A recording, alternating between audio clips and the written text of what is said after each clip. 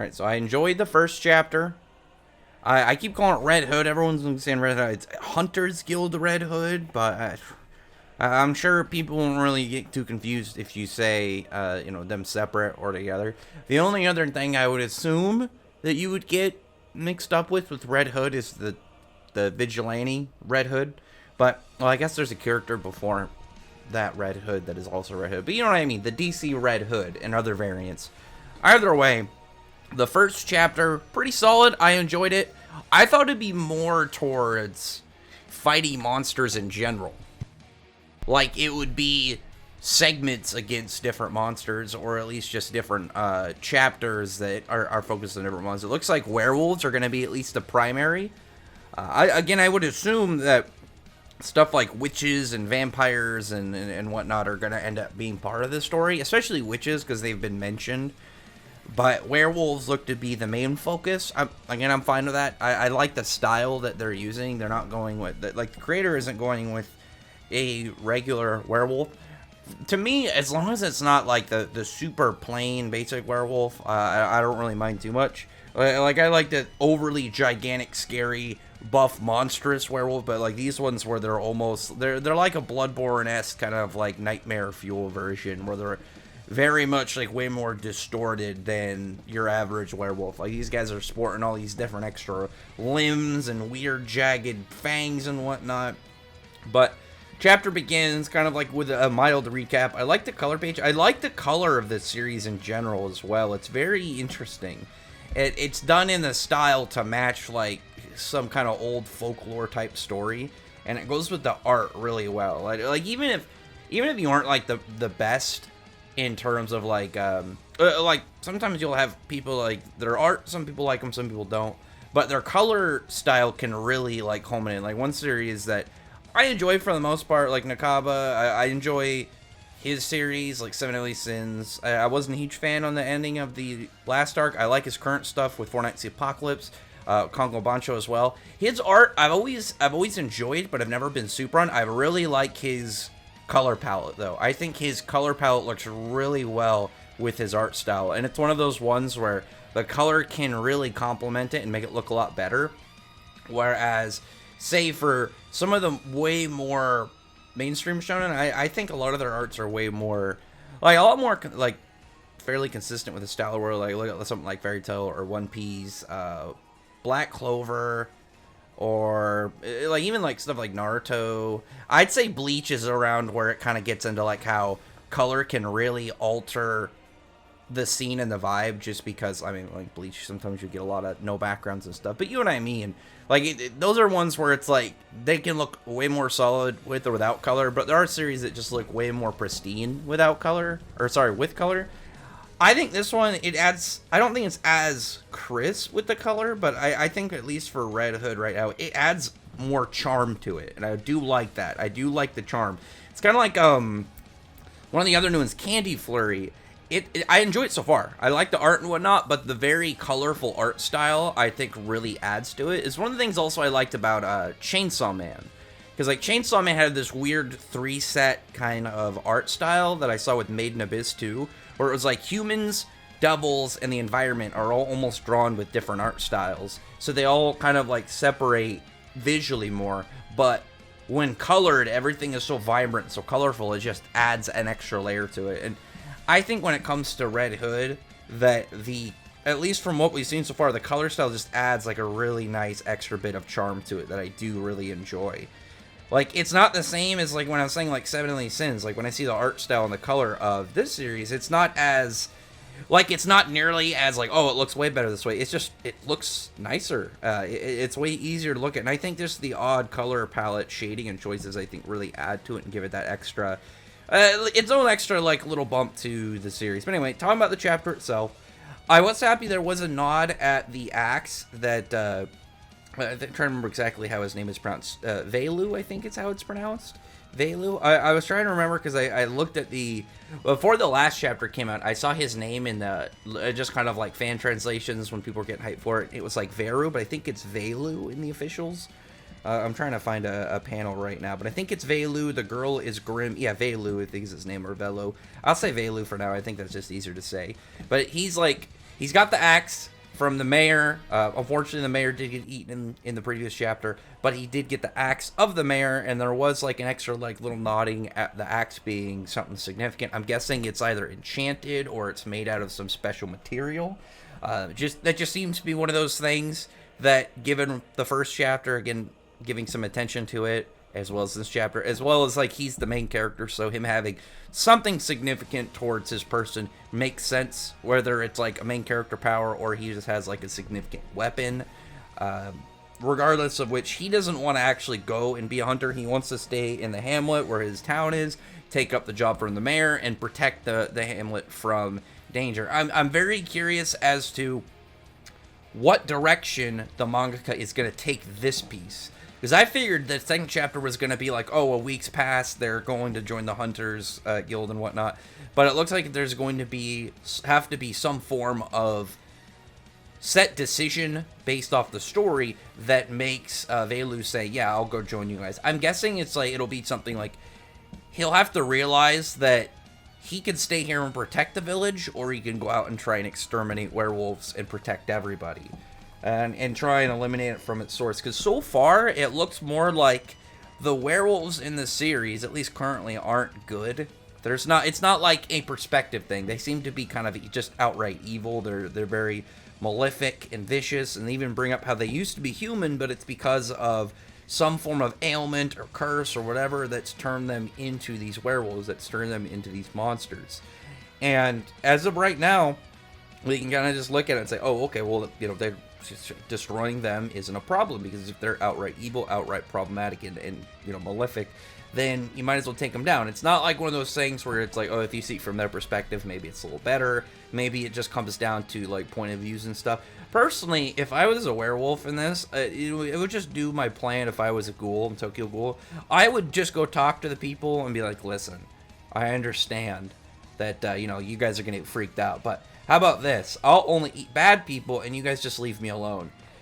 It's such a good and easy solution. I mean, it sounds like one of those like two-step easy ones, but at the same time, I feel like that'd be one of those things that you probably would actually be able to get away with. Hey, I'll eat all the murderers and the criminals, but you guys just don't hire people to come kill me.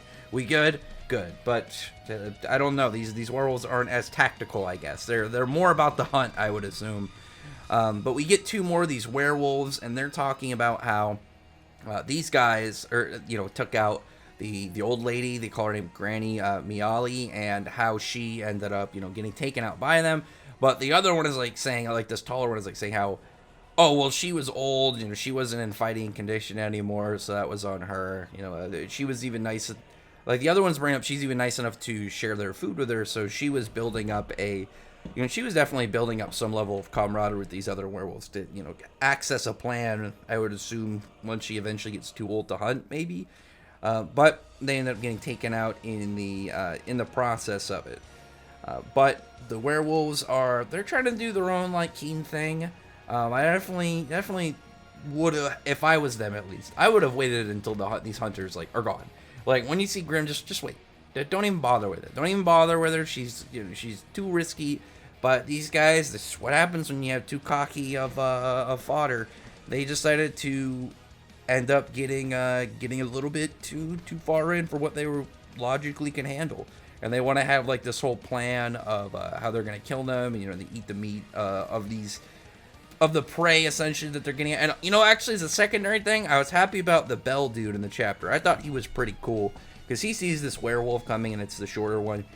I like the design a lot. He's got these long, creepy-ass limbs. He's got, like, these jagged, big fangs that are out, like, in all directions, like some freaking sea creature. Like, these big, beady eyes on the side of his head. He's very cool-looking as a monster. And the dude starts ringing the bell. He's, like, hitting on the bell. And there's, like, this part in the chapter where he's, like, getting ready, thinking to run. But at the same time, he's like, I have to stay here and ring the bell. I have to warn everybody and make sure everyone is aware. I thought that was pretty nice for this random nameless dude, just to like make so his character didn't abandon his post. He stayed doing what he was supposed to, and in his mind he wanted to do his job to make sure every single person was aware and he could save every life he could. I thought that was nice. I thought that was really good of him, instead of it making it like he was a cowardly dude or something. I thought that was pretty fair of this dude, to be perfectly honest, after the first or I guess the second chapter. But what they were trying to do is like scare all the people into one location and then eventually try and herd them off elsewhere so they can have them all bunch up. I don't know why you wouldn't want to herd them all in one spot and then maybe like kill them all and then move to a different village, because then it'd be like you're wiping out all the people that are aware of you, that might be aware of you, and then you move to a different location where they're going to be completely unknown. Again, these are just random bad guys. They're not thinking about it too big a picture. They're underestimating their opponents, and they're not like, they just don't have really a good plan. They don't have any real idea of what to do if like these guys are just too much for them. But while the guy's like just kind of like, oh, I can't stop ringing the bell, I gotta inform people. That's when Grim shows up. She's like, can I borrow this bell? And she uses it as a weapon, jumps down and smashes the bigger werewolf with it, and just completely starts like crushing him and beating his ass. And that's when we get back to Velu, who's in the the hideout with all of the people, and as well as the other werewolf, and he's able to figure out about the other werewolf. Like, they're smart. Again, this is what I meant by, these guys didn't have any strategy of, well, what if these hunters are, and I know Velu's not official hunter, just as a precursor to this. I gotta cover my ground. I know Grim is a hunter. Velu eventually will be one, but he's not right now in the story. But she was fully aware that there are two werewolves watching them. She's like, yeah, just so you know, two of them are watching. Don't look. Obviously not wanting to let them be aware that she is aware of their presence. But after that point, it's like, okay, well, let's, we're going to end up just pretty much setting up a trap and screwing them over. And Velu's pretty smart about it. Like, he knew that this was all going to be, this was all going to be some form of ruse, and he was looking for outliers in the situation. He's looking for things that didn't make sense. And he's saying, like, he didn't recognize this guy, he didn't recognize his face, he didn't recognize his clothes. And especially when you're in a small village, you're going to know everybody. Maybe you don't know everybody on a personal level, but you're going to at least have seen face-to-face with everybody involved. Like, if you've got 50 freaking people, or who knows how many there are, even if it's 100, 200. Think about, like, this, the general idea. Like, 200 people sounds like a lot. But if you see the same 200 people on a regular basis for years and years and years, it's literally like, think of just, like, people in, like, school, or, like, general people that you're going to interact with at, like, places of work. Even like when you go to like grocery stores, if you might see like certain people that you've noticed before, but it's like, oh, you don't really know them, but you recognize them. It's like, oh, I've seen this person before, last time I was here or whatever. Think about it like if it was condensed down to only 200 people. Again, you'd know basically everybody.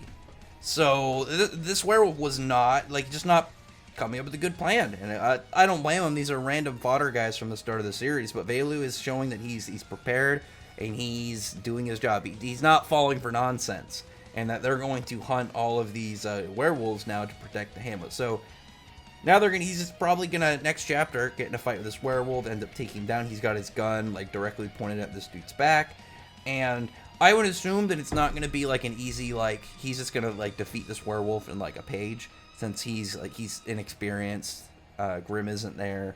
This guy already boasted that he was strong. Like, I would be willing to bet he's stronger than, the werewolf lady from chapter 1, as well as the slower brother. So, a little bit more of a dangerous opponent, but I'd be willing to bet he's defeated by the end of chapter 3. I'm hoping, though, that we could get something that will, in the next chapter, that will give us a hint at where things are going to be progressing, where things are going to be moving.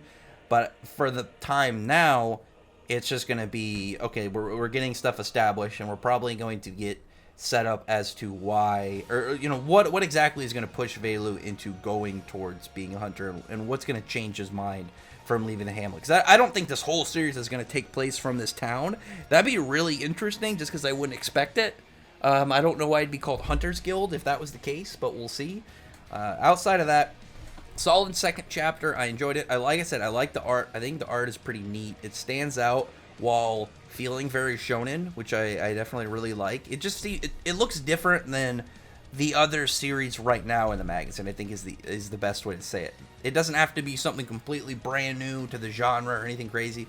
I do like it when it's identifiable between the stuff that is currently in it. Like if it's a specific manga's art style, or if it's just maybe they do something different with their paneling or shading or facial expressions, like slight things that differentiate between two manga can really do some good work. And I think the coloring definitely does that, at least so far. But I do like the way that this guy shades stuff between his art and his characters, especially when he does like environmental setups and like drawing houses. I think it looks really good. But anyway, other than that, comment below, thumbs up the video, but friend, like button, subscribe button, check out my other videos. But I appreciate it. If you already subscribed, thank you all for listening. Bye.